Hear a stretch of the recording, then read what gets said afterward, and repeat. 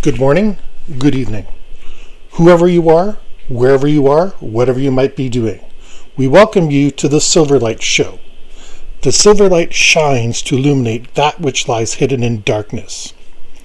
If you're listening in on our affiliate, the Life Online radio station at lifetimebroadcastingcenter.com, we welcome you in. If you're listening in on our YouTube channel at Silverlights, we welcome you in. A special thanks to our sponsor, Affinity Writing and Editing Services. If you write anything, they can help. You can contact them on Twitter and Facebook at AffinityWES. That's all one word, at AffinityWES. Speaking of editing, let's talk a bit about deletion. What would you do if I told you that in 60 years, the 9/11 bombings, terrorist attacks, would be nearly forgotten? Yes, indeed, those moments that most of my audience out there listening will remember every second of. The two planes crashing into the towers, half hour apart. We pretty much all remember what we were doing that day, what our thoughts were, what our feelings were, the shock that we went through. But there is a precedent for it. You see, as an old friend of mine used to say, history doesn't repeat itself, but it rhymes. And there's nothing new under the sun. It has all happened before, it will all happen again. And the same is true. In September of 1920, September seems to be a popular time for bombings in New York, and trust me, there have been many terrorist bombings throughout U.S. history. But in 1920, September, Wall Street was bombed. There was a horse-drawn carriage pulled up with 100 pounds worth of dynamite and 500 pounds worth of shrapnel. And it was set up in front of the J.P. Morgan Bank at 233 Wall Street. Now remember, horse-drawn carriages at that point were still pretty much in vogue. The automobiles of the day were pretty expensive, and they were still pretty limited. A horse was pretty much a lawnmower on wheels. If you fed it, it would go. Wouldn't ask you any questions, and you didn't need to take it to the mechanic. Everybody knew how they worked pretty much, and there weren't any questions about them. But the fact that a bomber would use a living animal to deliver its payload to make a political statement is very interesting. It's another interesting thing about this is nobody actually took responsibility for it. It's still an open case. This is unheard of in the modern world. If a bomb goes off in the world, immediately there's some terrorist organization on the phone claiming responsibility. Not so back in 1920. For reasons for that, we'll get into. Now the damage were 40 fatalities and $2 million worth of property damage, basically writing off the building. That would be about $25 million worth of damage in present-day terms, so nothing to sneeze at, even for a bank. But it's the bank itself that we will find it interesting to look into, because it's the J.P. Morgan Bank, currently J.P. Morgan Chase Bank. Now, J.P. Morgan, the founder of the bank, had passed away at this point. But he and his bank were instrumental in implementing the Federal Reserve back in 1913. Now, the Federal Reserve is a curious case. The name itself is a complete misnomer because it is not controlled by the federal U.S. government, nor is it a reserve of any sort. In Canada, for example, we have the Canadian National Bank, which is a crown corporation. And it is controlled in one way or another by the government. It is operated independently, but it's still a crown corporation and has to follow rules and guidelines. The Federal Reserve is completely run by private entities. Some very rich and wealthy banks, the J.P. Morgan Bank currently being the fourth richest bank in the world. Fourth in the world is nothing to be taken lightly nor to be ashamed about, especially when you're dealing with companies that literally move trillions of dollars around in a day without even breaking a sweat. But back to the actual bombing it's curious that nobody took responsibility for it. Eventually, the feds, the FBI, well, the precursor to the FBI, decided that it was the work of Gallianists, who were what are called anarchists. Now, in 2020, we have a very different idea of anarchists than they did back in 1920. Funny difference of 100 years can make. In the modern era, we kind of picture these punk rock guys going around with funky haircuts and anarchy rules on the back of their jean jackets or leather jackets or whatever their little group has. But in 1920, anarchists were actually relatively organized. Anarchists were what are called anarcho-socialists or anarcho-communists. Now, initially, you might be thinking those two things don't go together. And you would not be wrong for thinking so. After all, for the past 80, 90 years, we've been given the narrative that socialism and communism is like the USSR and China. Communism is actually nothing like the USSR nor China. Just as North Korea is called the Korean Democratic People's Republic. Nothing democratic about it. But titles mean nothing, and the Union of Soviet Socialist Republics were never socialist, not in the least. As a matter of fact, the USSR and China today share a lot more with fascists like Italy and Germany, the Nazis, than they do anything of Marx's original vision. The Soviet economy and the Chinese economy are very well planned. It's government controlled. Socialism was never intended to be government dominated. It was intended to be for the people. It was intended to be a people's movement from the start.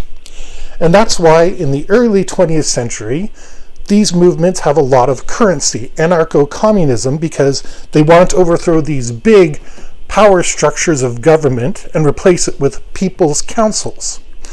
The idea, of course, being, if you look back in history, in the 1800s and the 1900s, people were being exploited in a way that would be unthinkable today. One example that companies used to do was to pay their employees in things that they could only redeem at a company store. So, for example, imagine Walmart paid you in Walmart gift certificates. Then they could raise the price to anything that they felt like, and you would have no choice but to work harder and harder, and they would sit back and reap the rewards. You can understand why socialism and communism would be very popular ideas when that was a regular reality. Poorhouses were a real thing. If you were poor, you went to a workhouse, and at the end of the day, you got a little bit of gruel. Exactly like Little Orphan Annie, for those of you who have seen the musical, and even those who haven't, I'm pretty sure you're aware of the reference. Back to anarcho-communists, though. They wanted to put power in the people, the way that Marx had originally envisioned. To do that, their raison d'etre would be to attack any system of power. Banks, naturally, because of their resources and their affluence, are huge concentrations of power. Even more so than this, banks represent the ultimate power, because in a capitalist economy, and I specifically state capitalism, the capital flows from the banks. This is why we have all this fuss over the prime interest rate, and the governments are always talking about lowering it or raising it by a quarter of a point, a half a point, and everybody seems to panic about it. The idea is people will buy if the rates are low. If they can get the capital, they're more likely to open a business. They're more likely to invest in a company, because you can do a lot with capital. When you're borrowing, when you're playing with other people's money, which is what the really, really rich people do, then all sorts of things open up for you. We've been through this before on Silverlight Show, but just as a brief summary, what the Federal Reserve and the National Bank of Canada and National Bank of England and pretty much every other national bank in the world does is it issues a bond, a certificate.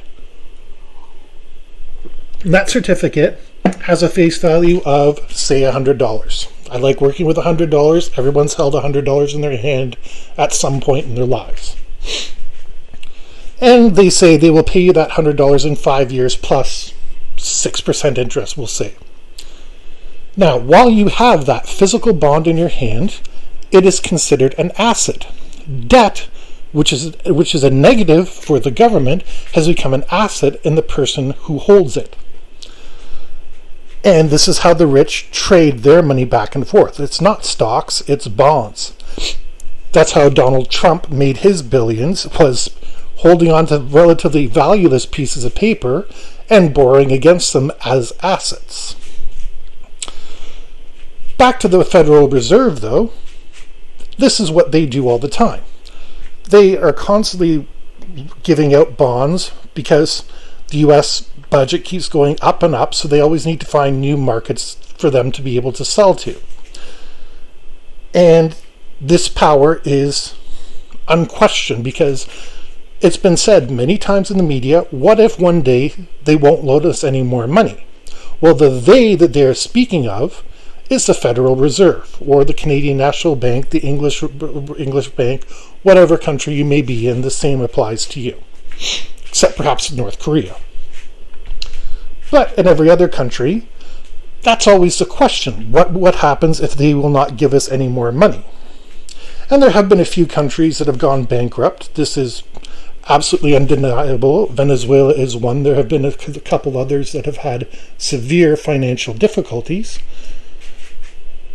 The thought of going bankrupt is almost inconceivable for the United States, though, because the difference between the United States, Venezuela, Canada, etc., is the United States is seen as a good creditor, an A-plus creditor. I'm sure you've heard this before, an A plus, B, C, whatever rating it is. It's just like the grades you got in high school.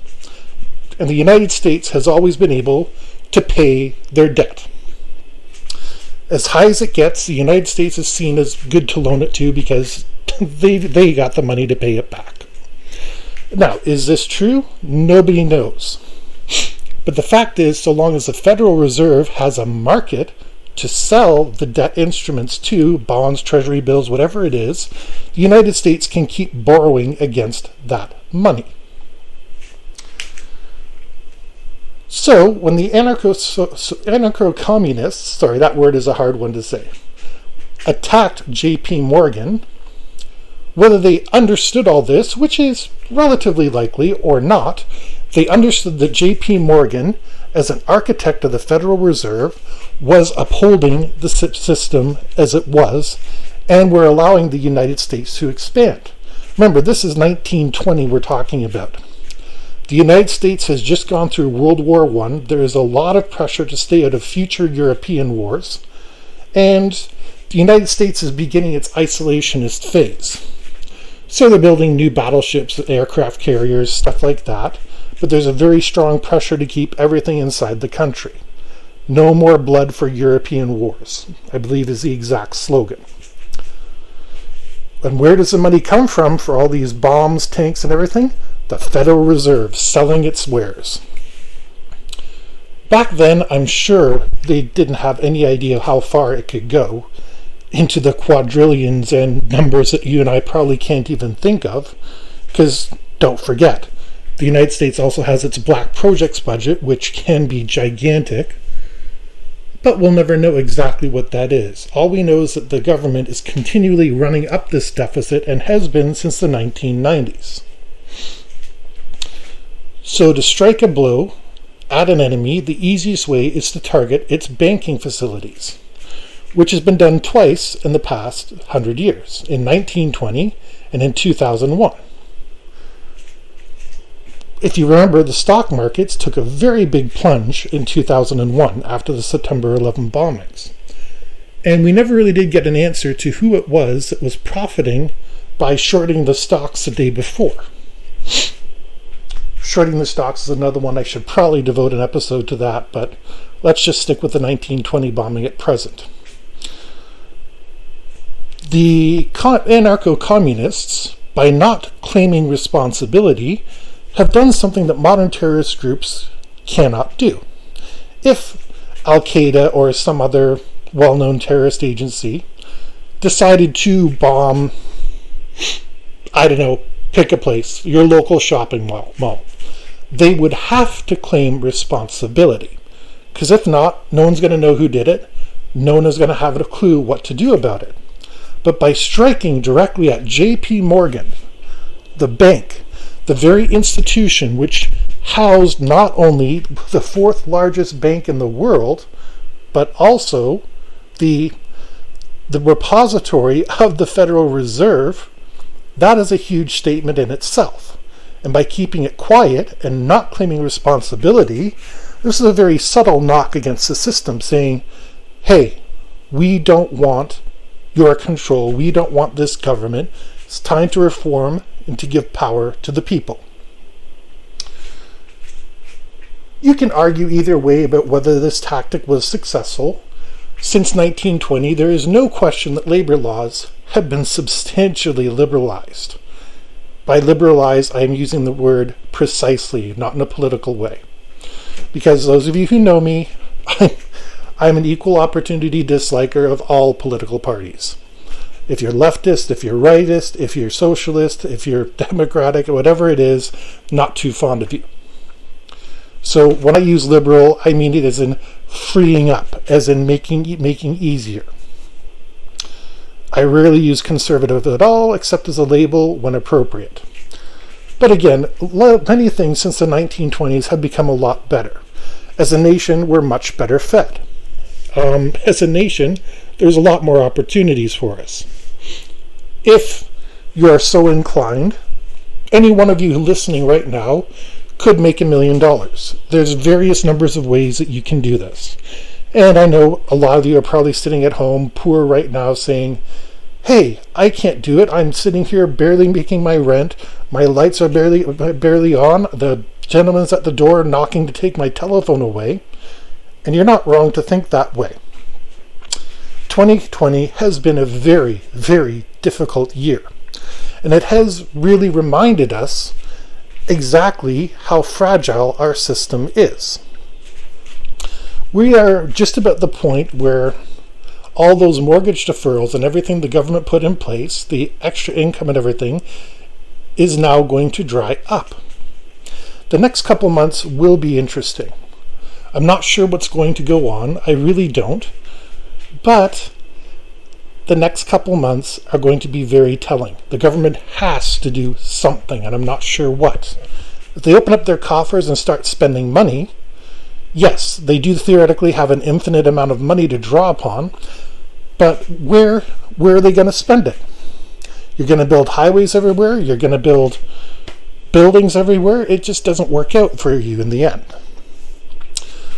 So, while the instant solution is, hey, let's provide jobs for people, it's not going to work out that way.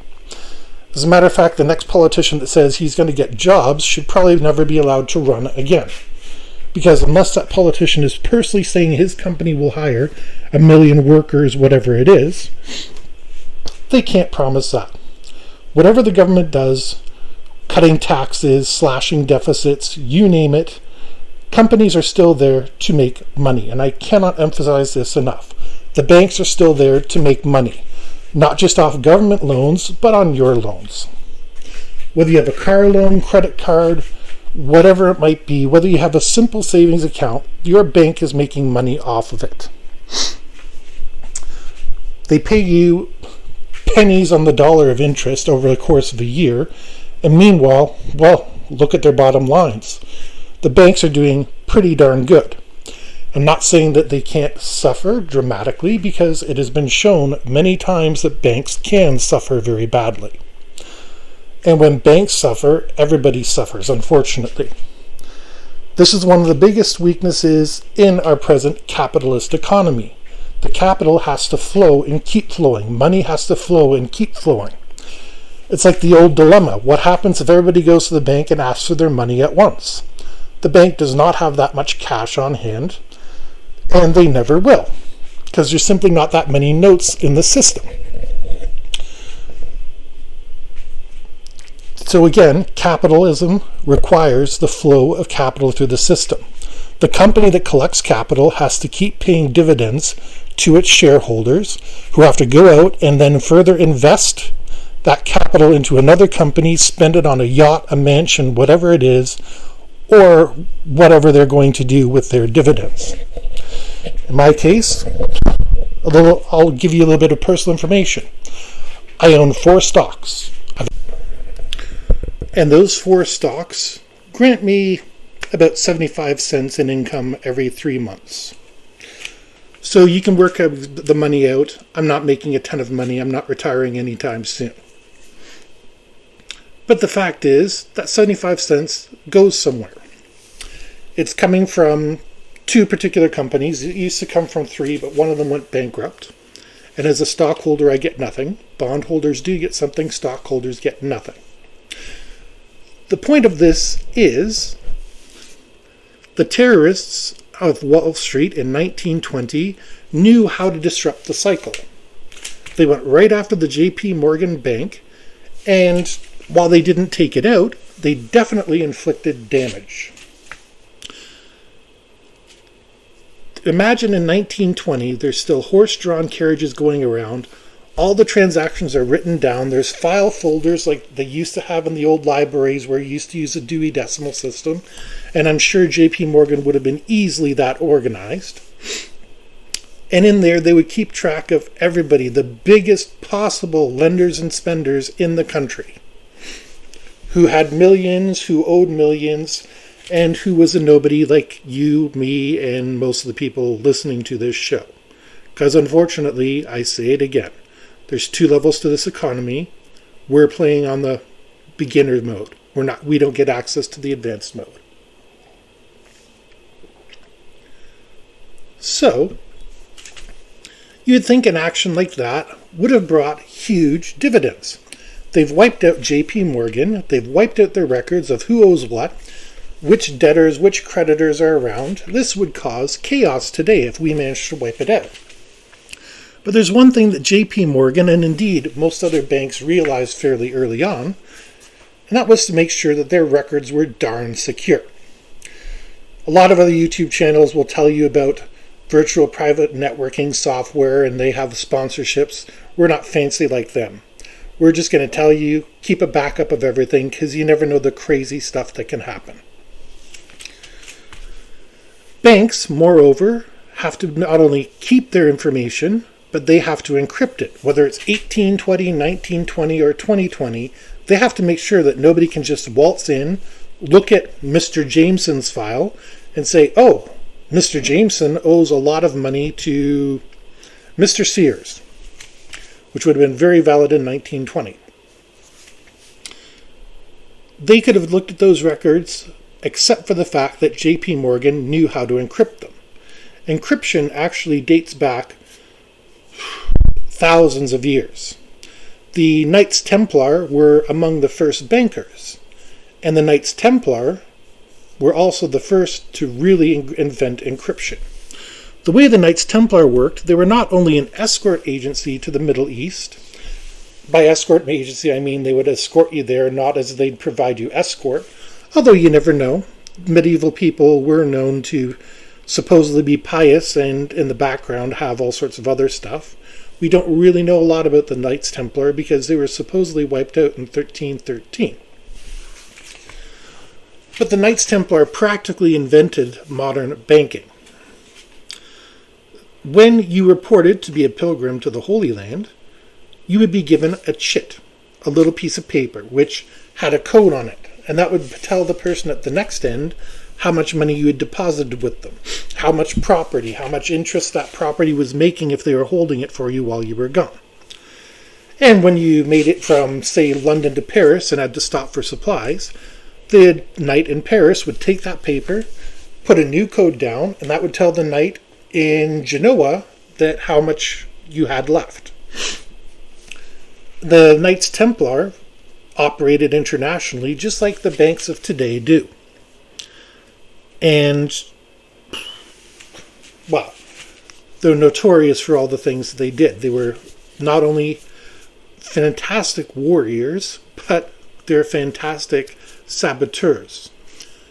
They were able to get information because they had money. And even in medieval times, when there wasn't fluid currency like we had now, there wasn't real capital, there was only resources, they were already spreading capital.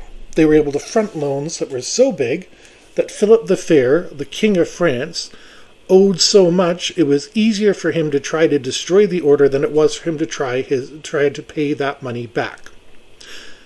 Another example of somebody getting in over their head with debt. Now, banks, as I said, are remarkably resilient institutes. The modern age has only made them more resilient, and it's only going to make them more so in the future. The terrorists of 1920 struck a blow hoping that they would end the Federal Reserve, hoping that a lot of the income registration and taxation, interest, and all that sort of stuff on loans was going to go away. You can look on them as heroes, you can look on them as pirates, you can look at them as pirates in a romantic sense, you can look at them as pirates in that just the realistic sense, whatever you might see the 1920 terrorists as doing. The fact is, their acts are pretty much unknown today. As a matter of fact, anybody who's not in New York probably has never heard of them, and people in New York probably have only heard of them if they visited the J.P. Morgan Chase building at 233 Wall Street. So how does a big disaster like this, because again, 1920, this is a big disaster. You've blown up a big banking building that's on Wall Street. So how does something like this get forgotten? Very simple. Again, it goes back to the circulation of capital. J.P. Morgan had their records. They had everything they needed to just simply sit down and rebuild. It was costly. They had to pay money out to the families, but at the same token, J.P. Morgan was able to do that. Not J.P. Morgan personally, J.P. Morgan the bank. J.P. Morgan himself was actually not that big of a rich man. He only had net assets of just over $1 billion. And Rockefeller actually said of him that he was a surprisingly poor man for being so rich. Imagine that. You're the owner of the fourth largest bank in the world, and Mr. Rockefeller himself, yes, that Rockefeller, whose name is bantied about with the Illuminati, says you're one of the poor people. With $1 billion in your account, you're poor.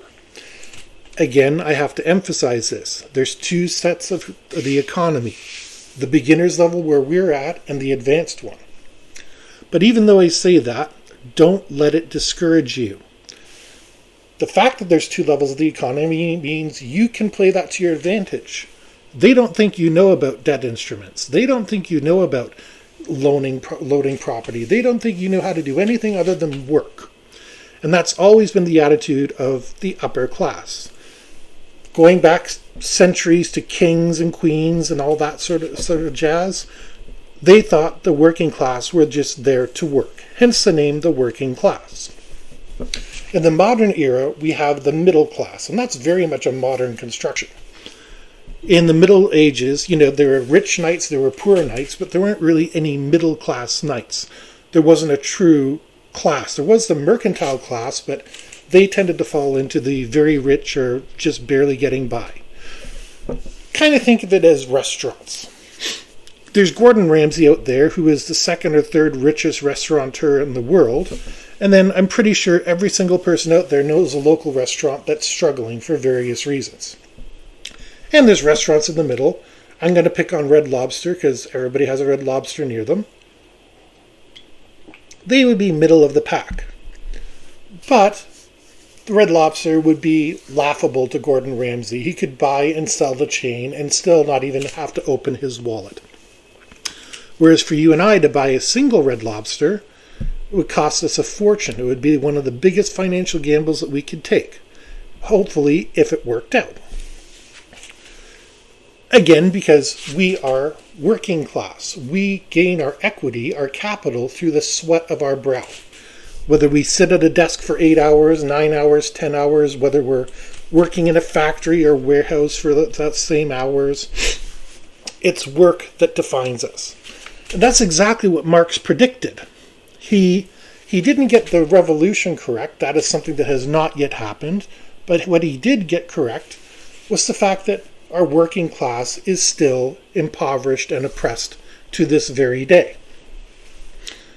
So the anarcho-communists had a very important message in 1920.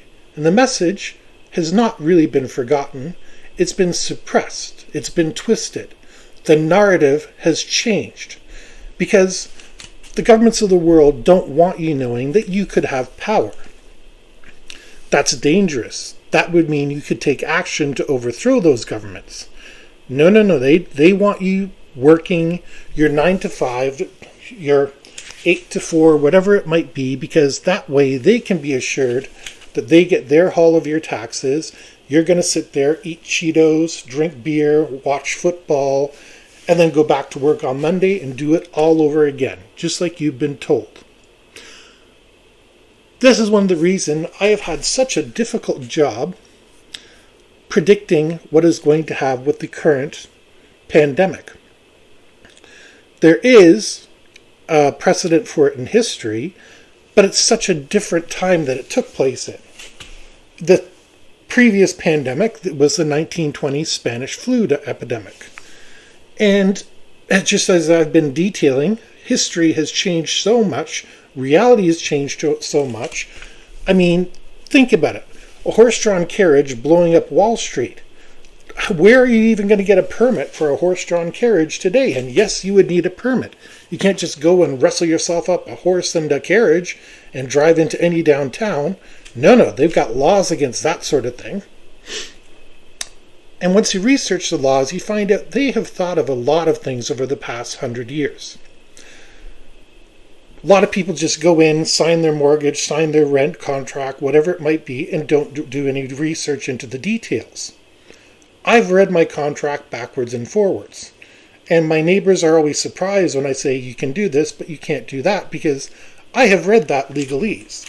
Yes, it's boring. Yes, I understand a lot of people out there don't want to read, but when you sign a contract, even if you take it to a lawyer, he says everything is okay, take the time. Sit down with somebody that you trust, somebody who's a regular working person like you. Everybody knows that person who's smart. Maybe you're the smart person and that's why you're listening to this show. But take the time and read, because there's always clauses in there that you never know what benefit it can be to you. There's a famous example of this, the software agreements, the 15, 20 pages of gobbledygook that nobody ever reads. There was a software company back in the 1990s who actually put a $10,000 prize in it. And after 2 years, one person finally claimed it. And this was a fairly big piece of software. I forget exactly what it was, but it had millions of users. And it took 2 years for one person to find that one line that said, call this number. If you're the first one, you get $10,000. They had $10,000 lying there for free, ready to be taken, just waiting for somebody to read. And in your mortgage, in your rent, all that rental agreement, all those documents you sign day to day, probably in your employment agreements too, those things are in there. I always read employment agreements. And in my time, I've had to sign a couple of NDAs, non-disclosure agreements, and I knew exactly when they were valid, when they were good till, etc., because I didn't want to open my mouth before that. Because if you break an NDA, the lawsuits can be staggering. But it's also worthwhile reading, because one thing I find, and this is one of the things about the modern world that just does not make sense, is we are empowered as workers to unionize. But the work that was done in the 1990s to demonize unions and make them look to be incompetent, with all the union busting politics that were going on, people nowadays think unions are evil. And they put their trust in corporations and managers who are there to make numbers work. You are a number to your employer. I don't care if you've been there 20 years or you've been there a year. Maybe if the employer is your brother, but we've all watched reality television, Kitchen Nightmares, restaurant makeover kind of thing, where even close family are willing to kick you out the door if they think you are the problem. In the business world, you can't afford to have loyalty anymore. Loyalty died back in the 1980s. But loyalty to one another is something you can have. Collective negotiating, collective bargaining is not a four-letter word in any way, shape, or sense. Collective bargaining is in fact one of the best tools even managers have. This is why people look at the teachers' unions and, the bus drivers and the police unions and all these places and get grouchy, because they're saying, how come these places have benefits? Well, one, the first thing to know is all those places are professional associations. Professions technically cannot unionize. But to make people's lives easier, instead of a teachers' association, they call it the teachers' union. And this is why governments have gone ahead and gotten better benefits than regular working folk working for companies, because they've managed to toe the line for the past 20, 30 years while companies have been trying to break their workers, get lower minimum wage, and make sure that we go back on the liberalization of the economy. Because it does companies no good to have liberated workers. Even though happier workers are more productive workers, it's been shown more consistently that controlled workers are just productive enough. If I was to give you a job serving coffee at a coffee shop tomorrow, I can pay you minimum wage because you're going to be just productive enough. I don't need to worry about it. I don't need you to be a superstar. I just need to sling some cups of coffee across that counter. If I'm paying you to manage that person, I probably only need to give you another $1 or $2 an hour and a title, and all of a sudden you're excited because you're a manager, you make a little more money, and you get to boss around the people, make the schedule, make your friends rich, what have you. It's not a good system, but it's the system that we unfortunately have in place today. Again, this all relates back to the 1920 bombing because the anarcho-socialists, anarcho-communists, were trying to prevent that. They wanted workers to rise. I am not by any means advocating violent revolution here. Despite what the current protests in Seattle would have you believe, it is possible to have a peaceful protest and get your message across and still be able to accomplish your goals. The 1960s, despite the demonization of the hippie and the very amusing stereotypes that have been made up in the media, the press, the comics, all that sort of thing, if you actually look back on those protests, there's nothing like a hippie until the late 1960s. Earlier on, it's just a bunch of respectful-looking people holding up signs and shouting slogans. In the modern day, protesters got way more out of control. I remember, I'll be honest, when I was at university, the professors went on strike and they shut down every entrance into the university. Was it the professors or teachers' assistants? One or the other, I forget which. It must have been the teachers' assistants because I had to go into class. At any rate, they were shutting down everybody and letting them by, but they would talk to everybody for 2 to 5 minutes. It felt like forever at the time, but realistically it probably wasn't that bad. They would talk to you, tell you about their demands, and then they'd let you go. They were obstructing traffic, but at the same token, they were communicating their message. They weren't damaging your car, and nobody was trying to run them over. So a peaceful protest can get things done. We saw a couple years ago with Occupy Wall Street, there was an attempt at a peaceful protest, but it kind of gave way to kind of a degenerate culture. It just didn't live up to the expectations. And this is why I'm looking at the BLM protests, where they're getting attention. But that's the wrong kind of attention. You don't want to be remembered for being violent. You don't want to be remembered for the horrible things that they put on the media. You want to be remembered like Occupy Wall Street. Some of you might remember last year there was the Storm Area 51.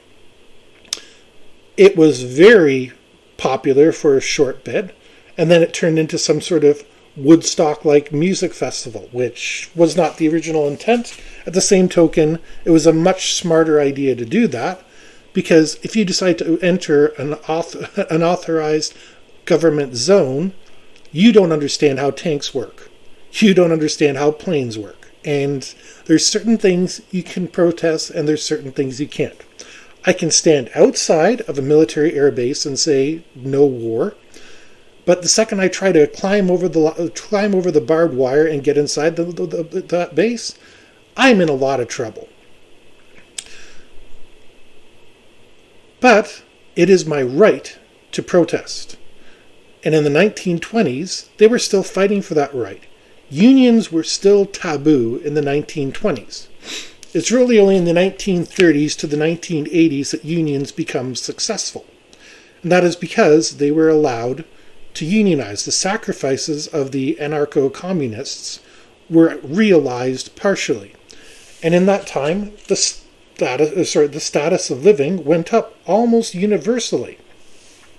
In the United States, you started to have the nuclear family, which didn't really properly exist before that, and we're now in a post-nuclear society, so it no longer exists.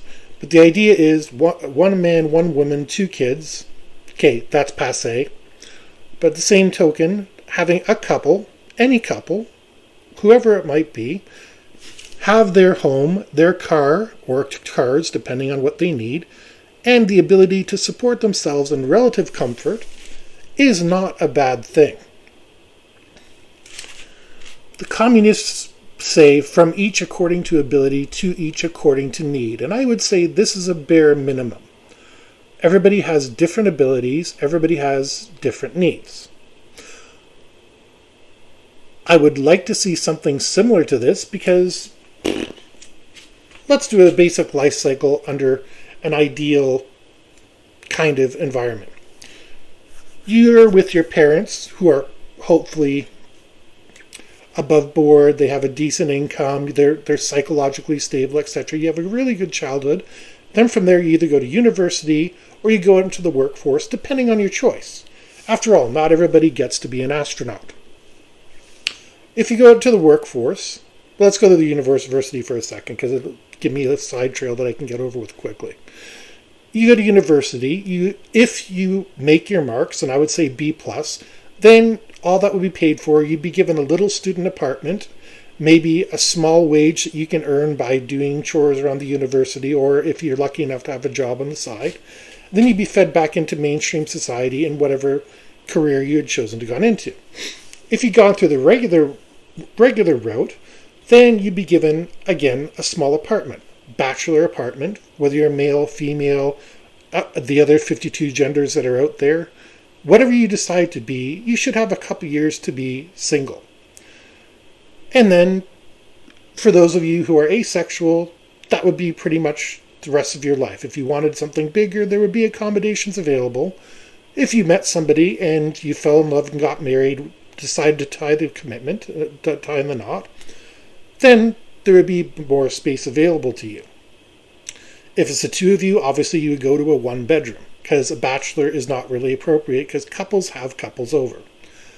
If you have a child, then 2-bedroom, 2 children, 3-bedroom, because children do need their space. Now, whether that's individual housing or whether that's apartment complexes, that's a little more funny, because while I do believe it is important for people to own land and to own property, at the same token, we are making such a catastrophic mess of the hinterlands. I think we have to seriously consider limiting property. And this is not in any way, shape, or form meant to say, hey, millionaires, give up all your money. It's just simply a way of saying, we've really, really overexpanded ourselves. I don't like high-rises personally, but At the same token, I don't really need a lot of room on my own. It's me and 2 cats. We get along pretty well. Back onto the subject, though. In an idealized world, this is what would happen. Now, the problem is we don't live in an ideal society. Everybody has aspirations. Everybody wants more, whether it's a bigger TV, whether it's they want to have beer in their fridge, they want to have wine in their fridge, they want to have prime rib in their fridge. Everybody's demands and wants are slightly different than everybody else's. And even in the most utopian, perfect place, there will always be a demand for luxury goods. Champagne and caviar are not going anywhere anytime soon. Even though I find caviar rather salty and I'm very particular on my champagne. Yes, I have expensive tastes for a man that's not very wealthy. But one day. And this is kind of exactly what the bombers in 1920 were trying to do. They were trying to reset the oppressive debt that has come to categorize every single family in the world. You look around your street right now and somebody out there is living paycheck to paycheck, and as a matter of fact, probably 80% of them are living paycheck to paycheck. And that was before the epidemic. Now that we have the epidemic, well, I noticed that they haven't updated the statistics this year at all. And next year, I wonder how many they're going to hide. But it's not going to be pretty. I can't even imagine where it's going to begin and where it's going to end. Retail stores are already going under. They simply are. It's just a matter of people are shopping online more. Retail malls have become more and more run down, and the entire retail structure is borderline criminal to begin with. That's the way they make money. I understand it. But unfortunately, it's ludicrously difficult to open a retail chain of any sort. Chain is a wrong word. A retail store of any sort, whether you're selling anything from pizza to jewelry, and to make a profit. And the funny part is the more profit you make, the more your rent goes up. And retail stores are dropping like flies. Even before this pandemic, there was a bad situation. So there's going to be a lot of retail space opening up very soon. If you're a genius, if you're so inclined, figuring out a use for that retail space post-retail world would set you 10 years ahead of the curve. Now, there's always going to be room for restaurants, but restaurants are so competitive. Like 80% of them fail. So I would say if you plan to have a restaurant, shelve those plans for about 5 years. Not because I don't believe in you, but simply because the economic environment is so chaotic at the present time. If you do have a niche, whatever it might be, seriously think about running it from home. Yes, I would like to have a little shop, just like everybody else, have a couple employees, be able to provide employment to the community, and give quality service to people. At the same token, I recognize the death of retail. Mall across from me opened up a whole new expansion not so long ago, which had no less than 16 jewelry stores in it. Now, a couple years have gone by, there's 4. Because you can't all compete in the same spot. Your product is probably not superior to everybody else's, no matter how good you think it is. And you're going to wind up running up your debt, running up your credit cards, selling your house, your car, everything that you have, and still winding up with nothing. This is why we need a social safety net.